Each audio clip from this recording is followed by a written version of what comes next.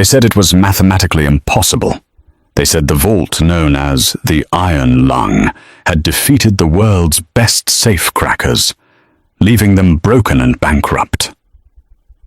But on a rainy Tuesday in Manhattan, Ainsley Brooks, a man with more money than God and an ego to match, made the mistake of his life. He looked at a tired, unnoticed waitress and bet $50 million that she was nothing more than part of the furniture. He didn't know who she really was. He didn't know she had been waiting for this moment for 15 years. And he certainly didn't expect that she wouldn't need drills, explosives, or codes. All she needed was one single move. The Onyx Room did not appear on any map of New York City.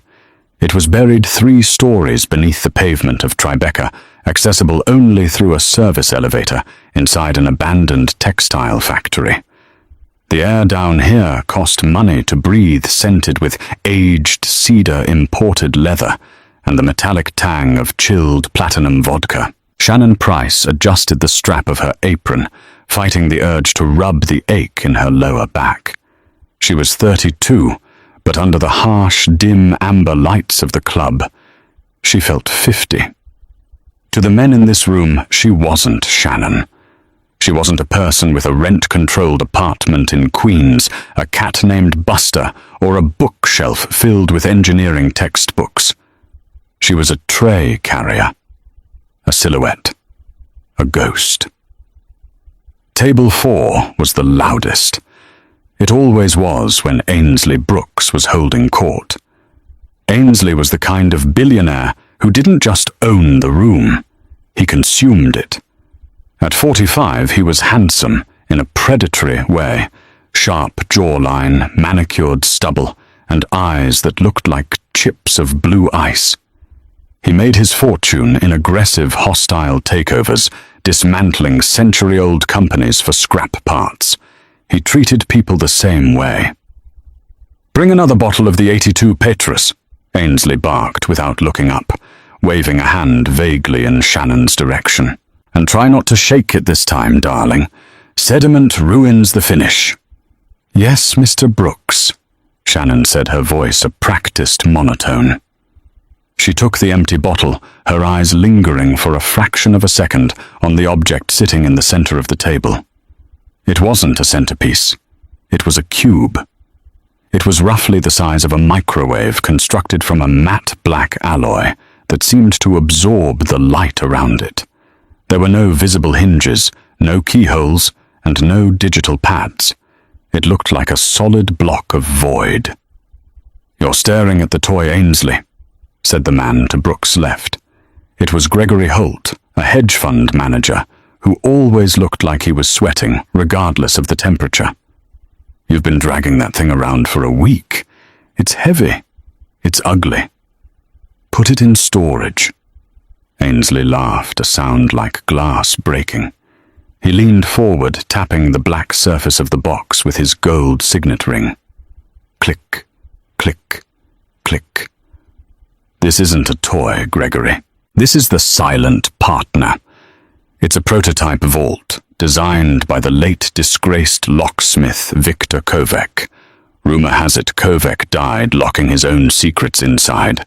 There is no drill bit hard enough to pierce it, and the electronic locking mechanism cycles through 4 billion encryption keys every 10 seconds.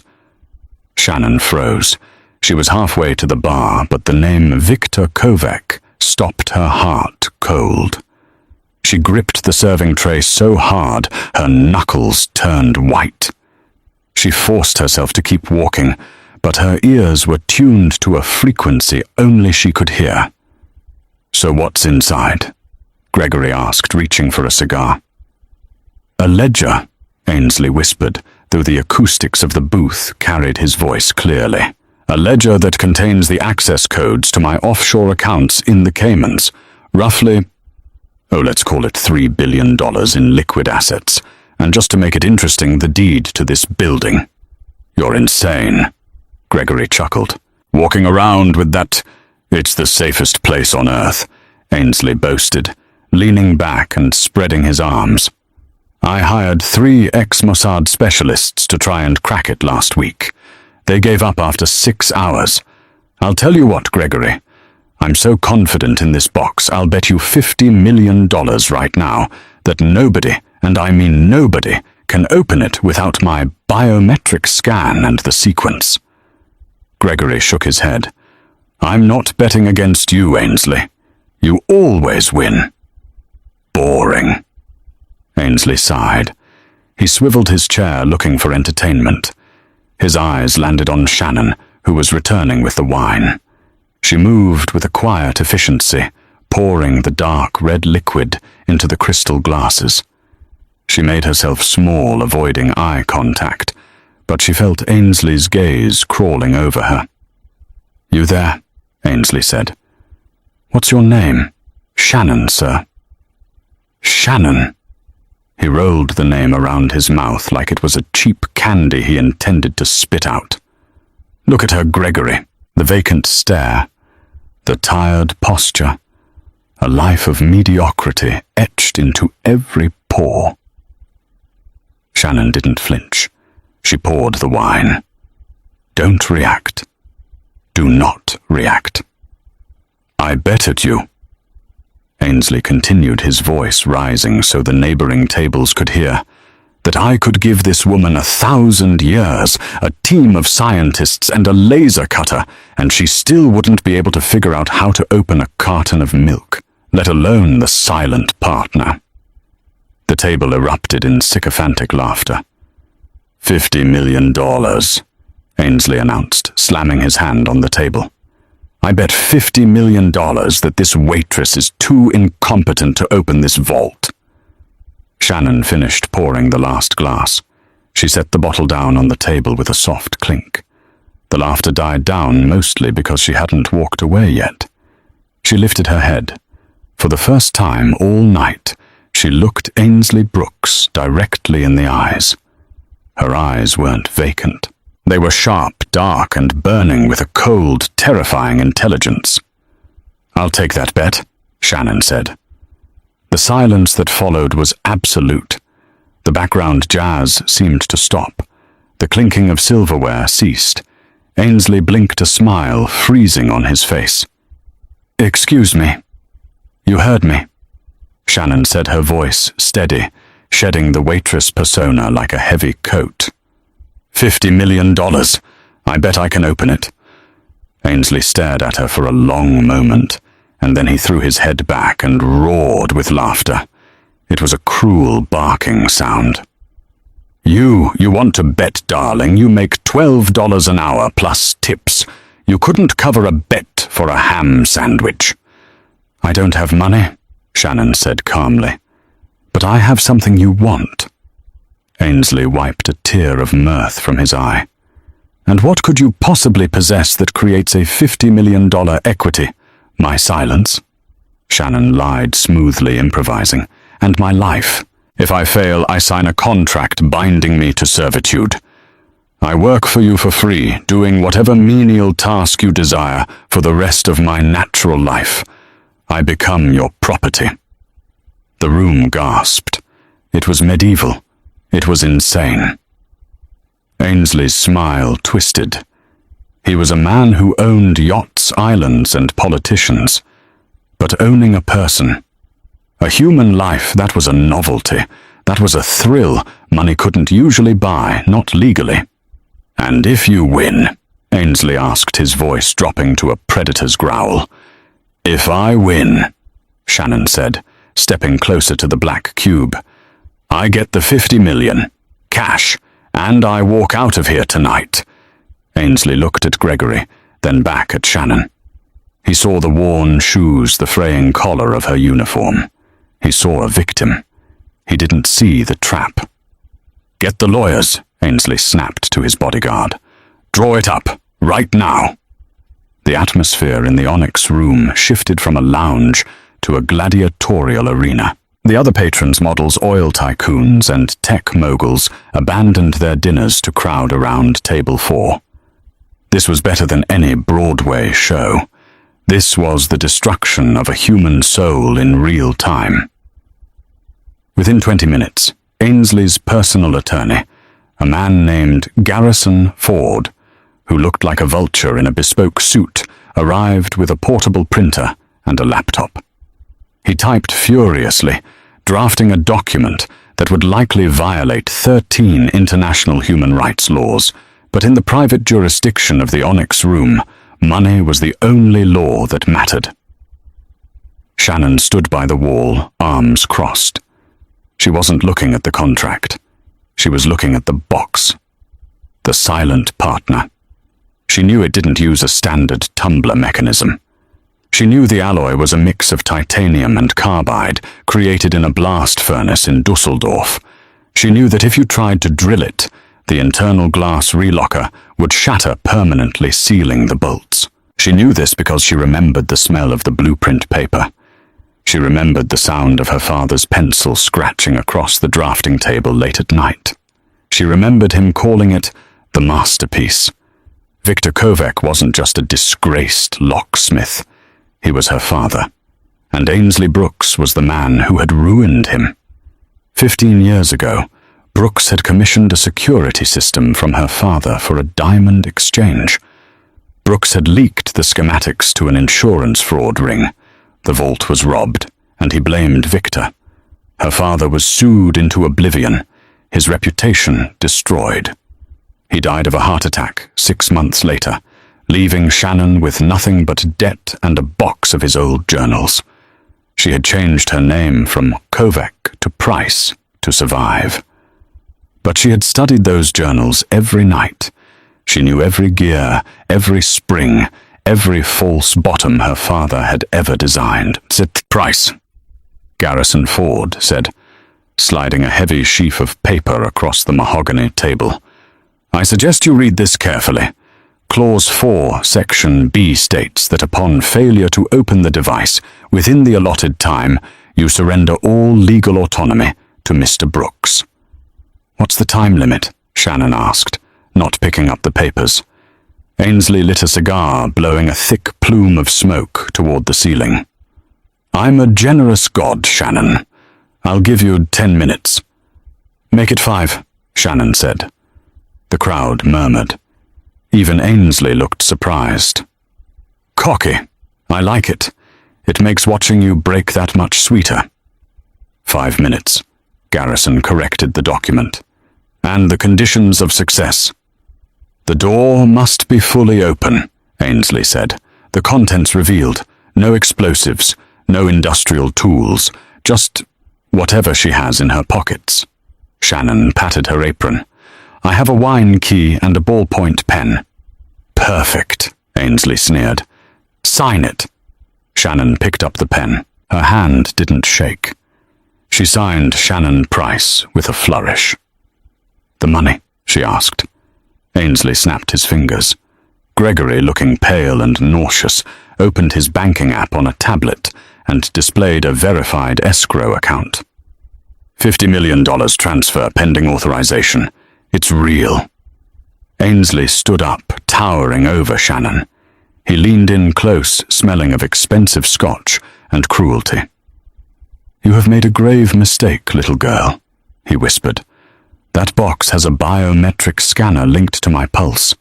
It has a voice recognition software calibrated to my intonation. Even if you had the code, the box knows you aren't me. You've just sold yourself into slavery for a magic trick you can't perform." Shannon looked up at him. "Are you done talking? I have tables to bus." Ainsley turned to the crowd, spreading his arms. "Ladies and gentlemen, the show begins 5 minutes on the clock." A large digital timer was projected onto the back wall of the club. The red numbers glowed ominously. 0500. "Start," Ainsley commanded. Shannon stepped up to the table. The crowd pressed in a wall of tuxedos and silk dresses. The air was thick with tension. She looked down at the box. Up close, it was even more intimidating. The matte black surface seemed to absorb her reflection.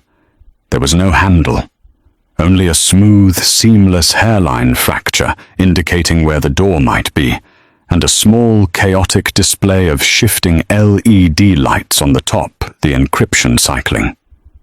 Ainsley sat back, crossing his legs, a smirk plastered on his face.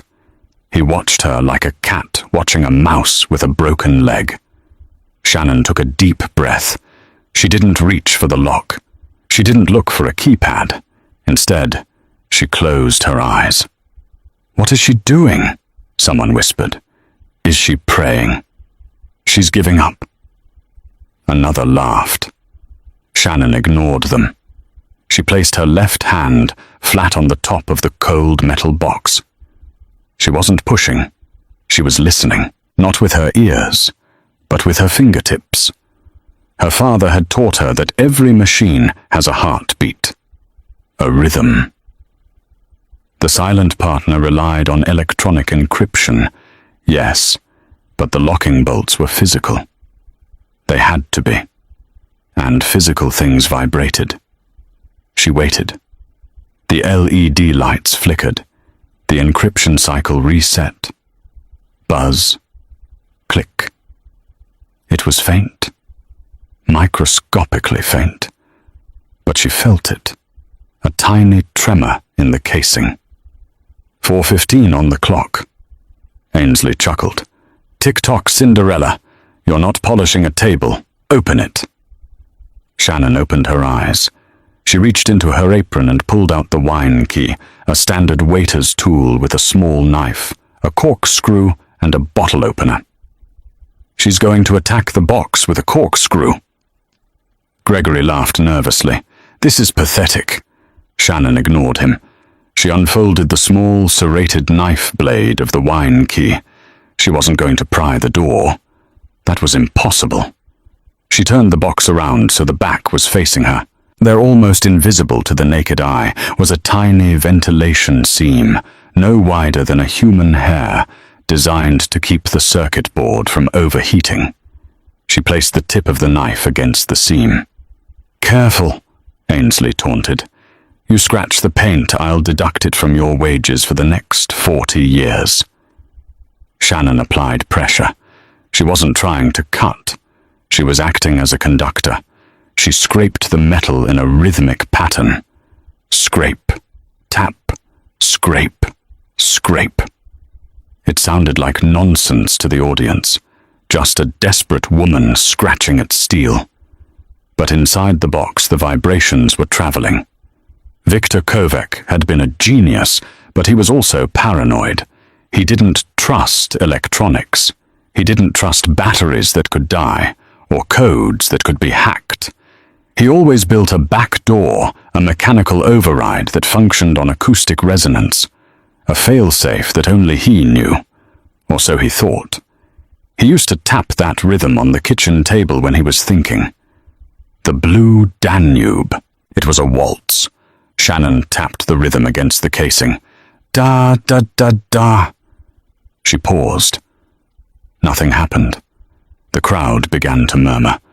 The timer ticked down. 0300. Shannon felt a bead of sweat roll down her spine. Had Ainsley changed the internals? Had he modified her father's design? If he had, she was dead. She was property. 2 minutes left, Ainsley announced, pouring himself another glass of wine. I hope you like scrubbing floors, Shannon. She took a breath. Focus. The resonance has to be perfect. The vibration has to hit the tumblers at the exact frequency to disengage the magnetic seal. She adjusted her grip. She pressed her ear against the cold metal, closing her eyes again. She looked like a doctor trying to hear a heartbeat in a corpse. She tapped again. Brutus was at the bar. He didn't bother jumping over. He just reached across his massive hand, grasping for her hair. Shannon threw the broken wine bottle. It wasn't a lethal throw, but it smashed against the mirror shelf right next to Brutus's face, showering him with glass and expensive gin. He flinched, covering his eyes. That second was all she needed. Shannon squeezed her body into the cramped metal box of the dumbwaiter. She curled into a ball, knees to her chest, clutching the notebook. She slammed the down button. Brutus recovered and lunged his fingers, grazing her ankle, just as the metal safety gate slammed down. Whirr! The lift jerked and began to descend into the bowels of the building. Shannon was plunged into total darkness again, the smell of damp concrete and mold surrounding her.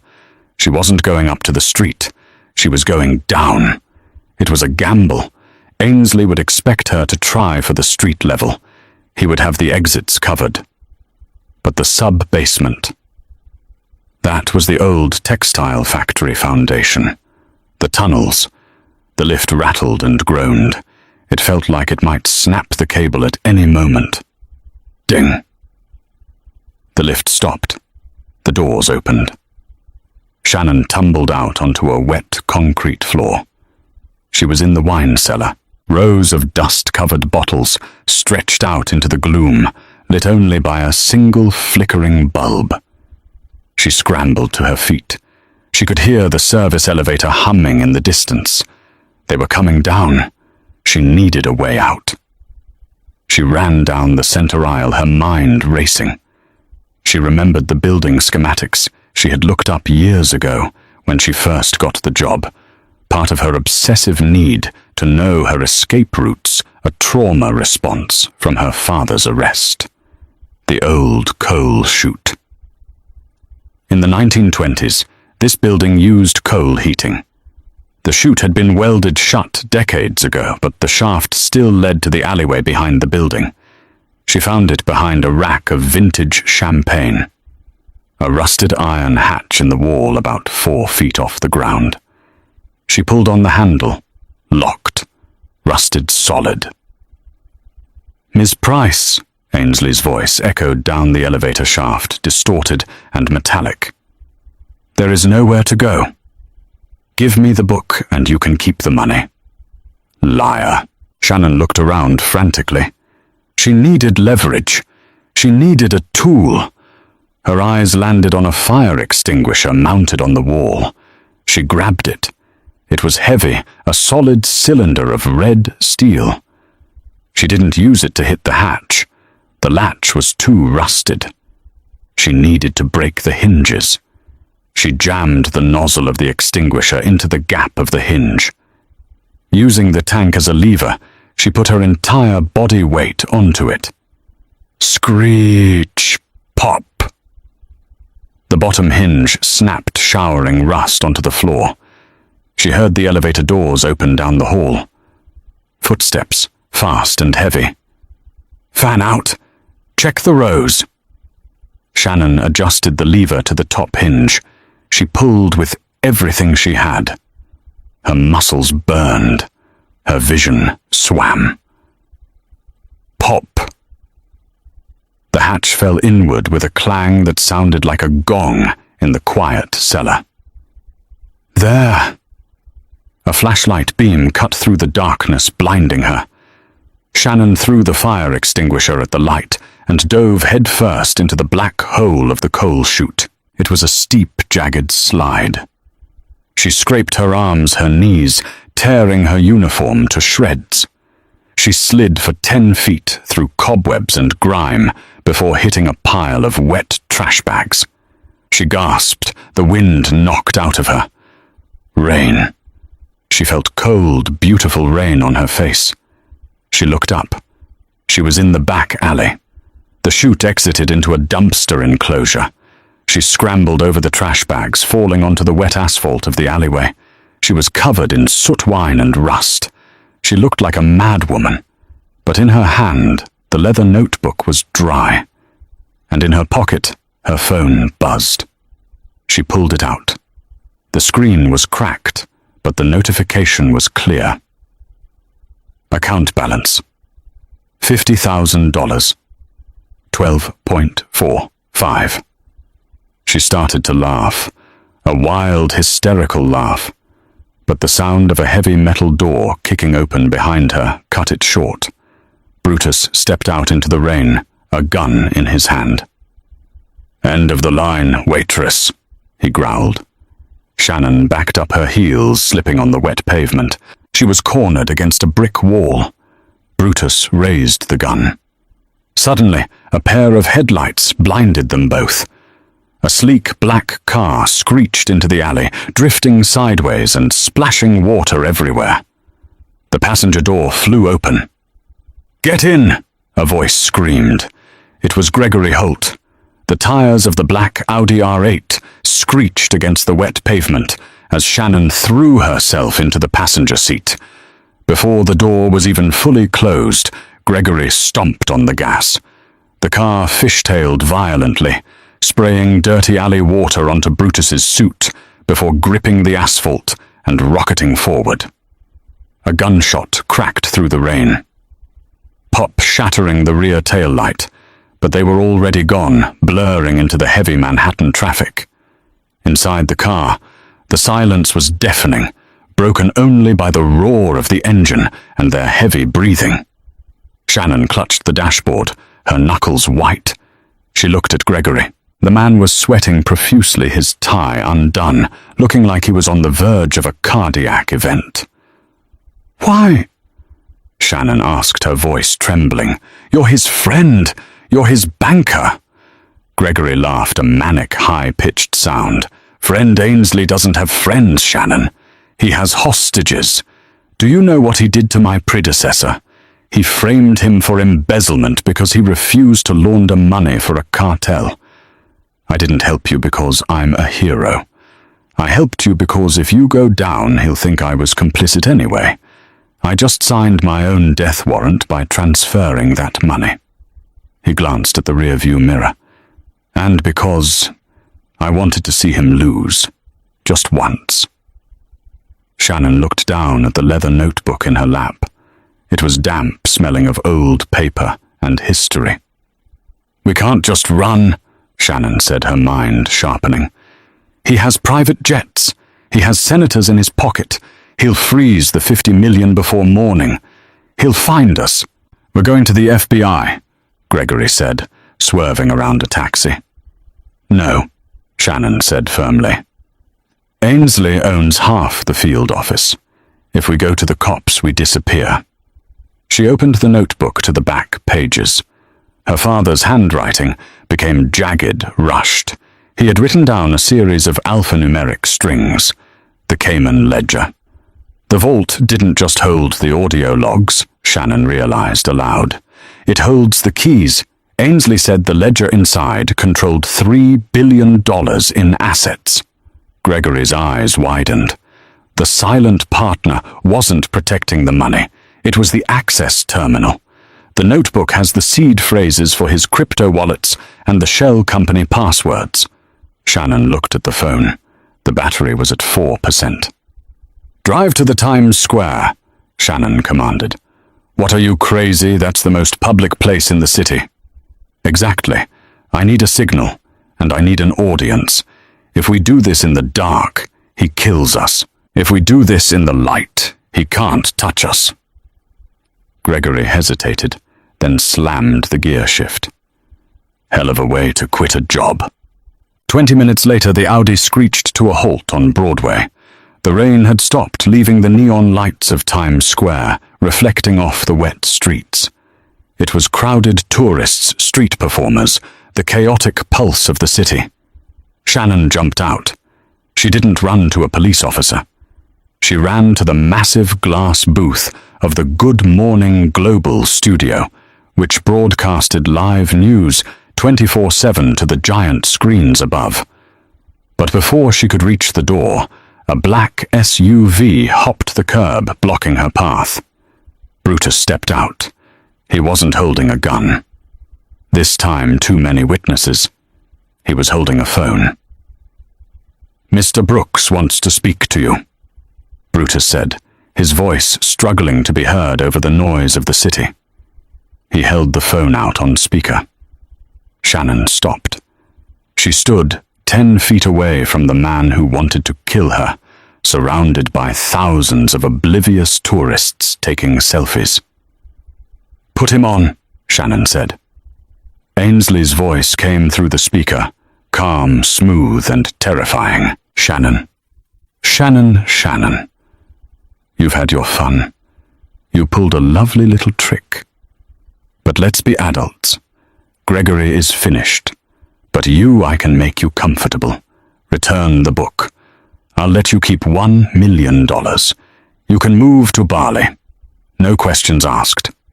And if I don't, then I release the footage from the club security cameras. Not the part where you opened the vault. The part where you attacked my staff with a broken bottle. I'll spin the narrative. You're a deranged, violent employee who snapped. You'll rot in prison, Shannon. Just like your father. Shannon felt a cold shiver. He would do it. He controlled the narrative. She looked at the giant jumbotron screens above them.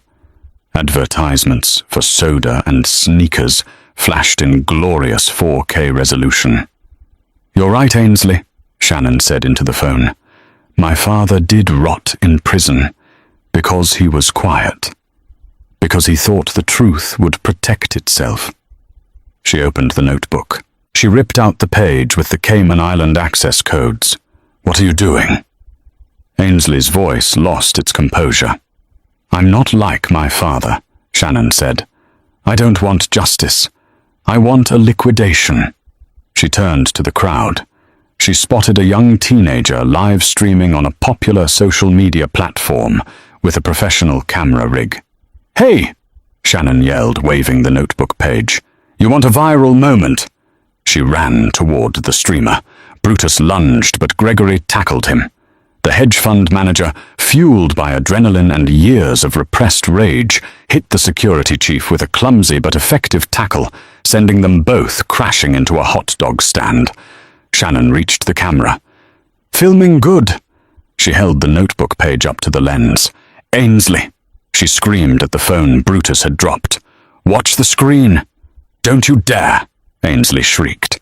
These are the access codes to the Brooks offshore holdings, Shannon shouted to the streamer's audience and the gathering crowd. $3 billion in stolen pension funds. First person to log in gets to keep it. The username is King Midas. The password is... She read the complex string of characters loud and clear. Instantly, thousands of people in the square and millions watching the stream pulled out their phones. No! Ainsley screamed. Stop! Shut it down! Shut down the internet! It was too late! The information was out! It was moving at the speed of light. Within 30 seconds, Ainsley's accounts were being hammered by login attempts from every corner of the globe. The encryption held for a moment, but the sheer volume of distributed attacks, combined with the correct password Shannon had provided, overwhelmed the system. Somewhere in a penthouse in Tribeca, Ainsley Brooks watched his net worth plummet to zero in real time. His assets were being drained, transferred and scattered into thousands of anonymous crypto wallets by the internet hive mind. Sirens wailed in the distance. This time, they weren't for Shannon. The FBI had been monitoring the sudden massive movement of illegal offshore funds. The digital footprint led straight back to Ainsley's personal IP address. Shannon dropped the page. It fluttered to the wet ground. She walked over to Gregory, who was sitting on the curb nursing a bloody lip while Brutus was being restrained by a group of tourists who thought he was a mugger. Did we just bankrupt a billionaire? Gregory panted. Shannon looked up at the giant screen. The news ticker had already changed to breaking news. Brooks Empire, collapse. SEC raid underway. No. Shannon smiled, feeling the weight of 15 years lift off her shoulders. We just balanced the books. 6 months later. The workshop in Queens smelled of sawdust, just like the old days. But this wasn't a drafty garage. It was a state-of-the-art engineering facility, the Kovac Institute for Design. Shannon Price, now legally. Shannon Kovac again walked through the rows of workbenches. Students were everywhere learning how to pick locks, how to code, and how to build machines that defied physics. The $50 million had been real. Gregory had ensured the transfer cleared before Ainsley's accounts were frozen. Shannon hadn't kept it all. She used half to pay back the pension fund victims her father was accused of stealing from, clearing his name publicly.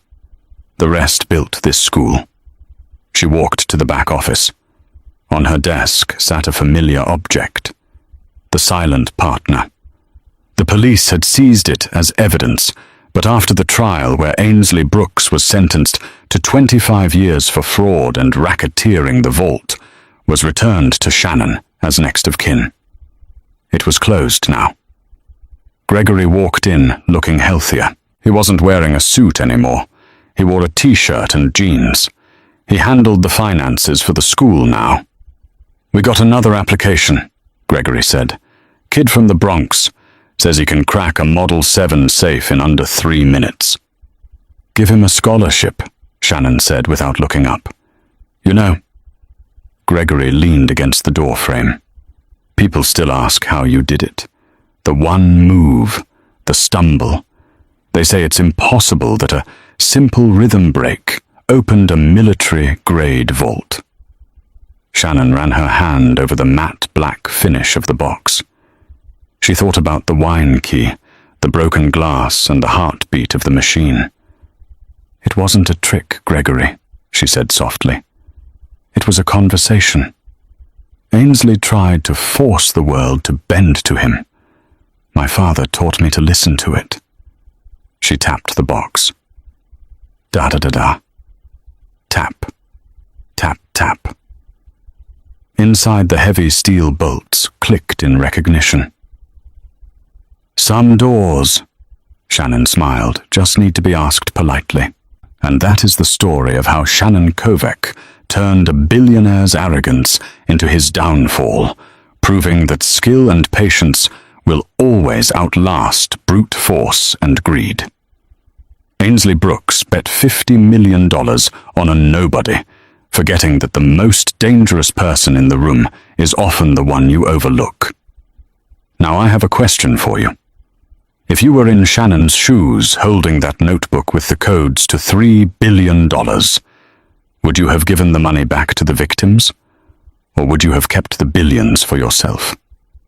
Let me know your honest answer in the comments below. If you enjoyed this twist-filled saga, please smash that like button. It really helps the channel grow. And if you want more stories about underdogs taking down giants, hit subscribe and ring the notification bell so you never miss a video. Thanks for watching, and I'll see you in the next story.